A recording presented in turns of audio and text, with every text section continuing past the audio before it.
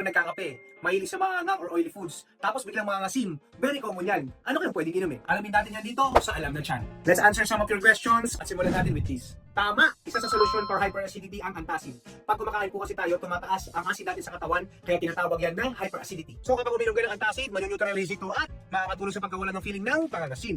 Ano ba ang usual cause ng hyperacidity? Depende yan sa lifestyle mo. Ang mga most common cause ay pagkain ng maangang, maasim, fatty foods, pag-inom ng mga soft drinks at kape, at mga bisyo. Pwede rin mga trigger ang maling oras ng pagkain at overeating. Ano po ang senyales na meron po akong hyperacidity? Kapag ang sakit ng tiyan ay nasa taas, bandang sikmura, may pangangasim, o kabang o bloatedness, maaaring hyperacidity na yan. Kapag inatake ng hyperacidity, maaaring uminom ng 1 to 2 tablets ng antacid pagkatapos kumain o bago matulog. Siguraduhin antacid ang tamang gamot for hyperacidity. Nguyain muna ang tablet bago lunukin para makatulong sa mas mabilis na paggana ng gamot. When asim strikes, mag-antacid agad. Pag meron pa kayong mga katanungan, just comment down below at sagutin natin yan next time.